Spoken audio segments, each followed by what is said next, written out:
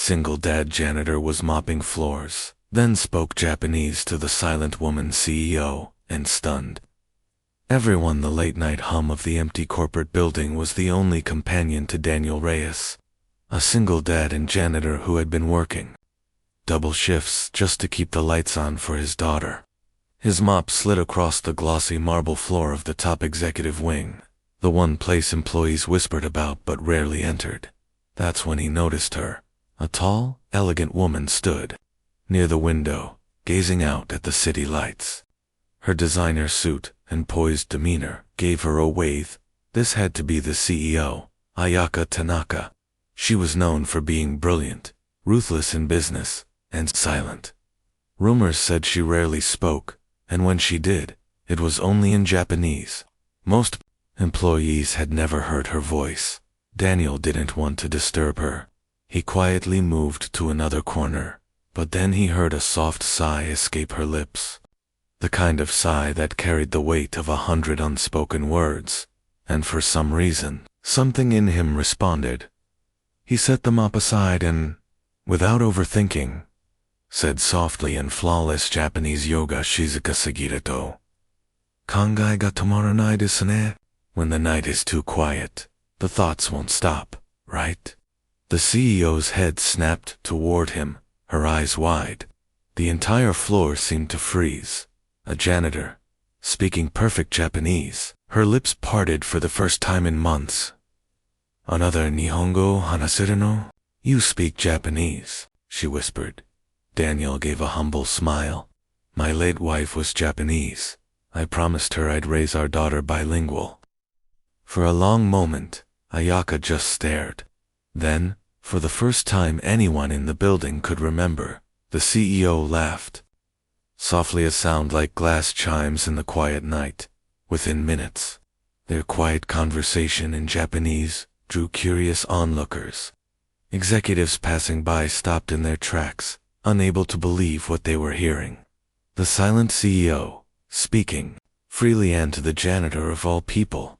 By morning, the story had spread through the entire company. But what no one knew was that Ayaka Tanaka had been hiding more than just her voice. She was carrying a secret deal that would change the company's future, and now she needed someone she could trust. The janitor, with the gentle eyes and the perfect Japanese, had just become the most important man in her world, and neither of their lives would ever be the same.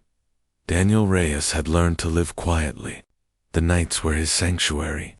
The long empty corridors of the corporate building gave him a kind of peace no one else could understand. As a single dad raising a 6-year-old girl, his days were chaos. His nights, when she was asleep and safe, at his sister's house, were the only time he could breathe. He'd never expected his life to cross paths with the woman whose face was on half the business magazines in the city, Ayaka Tanaka, the enigmatic CEO of Tanaka Global. She had taken over the company from her father and transformed it into a billion-dollar empire. But with power came rumors that she rarely spoke, that she only communicated through emails or interpreters, that she had trust issues so deep she barely looked anyone in the eye. That night, Daniel had been mopping the marble floor outside the executive offices when he noticed her silhouette against the window. She was motionless, staring down at the sprawling city below, her posture heavy. The rumors about her silence came rushing back, and he instinctively lowered his head, not wanting to intrude. But then he heard it, a faint, almost broken sigh. Something inside him stirred. It sounded so human, so vulnerable. Without even realizing it, the words slipped out of his mouth, soft and gentle in a language he hadn't spoken aloud in years. "Yoga shizuka sugiru to kangai ga tomaranai desu ne." When the night is too quiet, the thoughts won't stop, right? The mop handle nearly clattered to the floor when the CEO spun around. Her eyes were wide. Her lips parted slightly as if she'd seen a ghost. "Anata Nihongo hanaseru no?" "You speak Japanese?" she whispered, her voice carrying an almost fragile quality. Daniel swallowed, suddenly aware of who he was. "Speaking to my wife," She was Japanese. She passed away 3 years ago. I promised her I'd raise our daughter bilingual, so I kept speaking it. For a heartbeat, the silence between them was louder than the city outside. Then Ayaka did something no one had ever seen her do. She smiled, a small, hesitant smile that softened her entire face. For the next 20 minutes, they spoke quietly, in Japanese. She told him, in halting sentences, that she avoided speaking English not because she couldn't, but because her father had taught her that showing too much to the world was weakness. Daniel, a janitor who had nothing to offer except kindness, simply listened. Unbeknownst to them, a pair of executives had walked into the hallway and stopped dead. The sight of the silent CEO speaking freely to a janitor of all people spread through the company like wildfire overnight. The next day, Daniel expected to be fired. Instead, Ayaka sent for him. "You were honest with me when I wasn't even honest with myself," she said in Japanese, her voice steadier now. "I have a daughter too, Daniel, but I haven't spoken to her in almost a year. Maybe it's time I fix that. Maybe you can help me remember how." And just like that, the janitor and the CEO became unlikely allies. What started as a quiet conversation in an empty hallway would soon change not just their lives but the future of the company itself. The building was a palace of glass and steel, but at 11:45 p.m., it felt like a tomb. Daniel Reyes dipped his mop into the bucket, humming softly under his breath. The corporate world wasn't his. He was a man of calloused hands, worn sneakers, and long nights. But cleaning floors paid the bills and kept his daughter fed, so he never complained. He was wiping down the executive hallway when he noticed her. A lone figure stood at the far end near the massive window, her silhouette framed by the city lights. Even without seeing her face, Daniel knew. Everyone in the building did. Ayaka Tanaka, the CEO who built empires and destroyed competitors with a single signature. She was the woman people whispered about in the cafeteria, the one who never spoke during board meetings, who communicated with nods and cold stares. Silent, untouchable. Daniel lowered his gaze and moved to another section of the floor. He had no business being anywhere near her.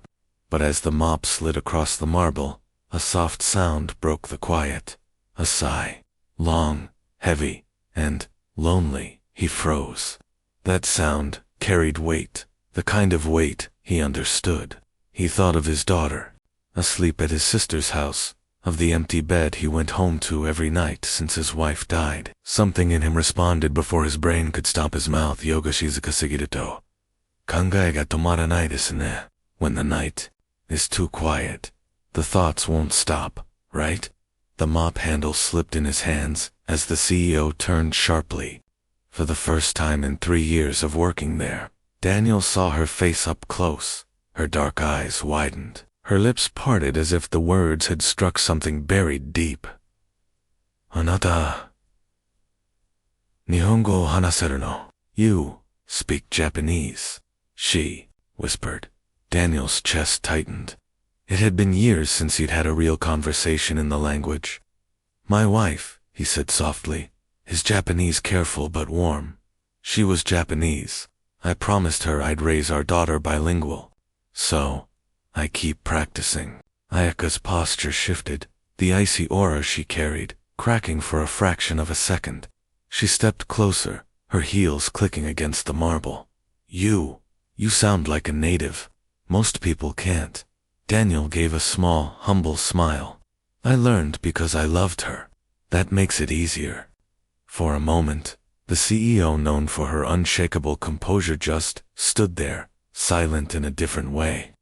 Then, something no one in the building had ever witnessed happened. Her lips curved into a soft, fragile smile. "What is your daughter's name?" she asked in Japanese. "Emi," Daniel said. "Her mother named her. It means beautiful blessing." Ayaka closed her eyes briefly, as if the words hit a nerve. "My daughter's name is Hannah," she murmured. "I haven't seen her in nearly a year." Daniel didn't ask why. He recognized the pain in her voice. He'd heard it in his own, when he talked about his late wife.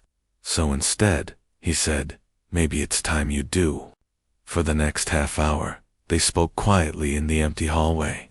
She told him how the weight of the company had consumed her, how silence was easier than vulnerability.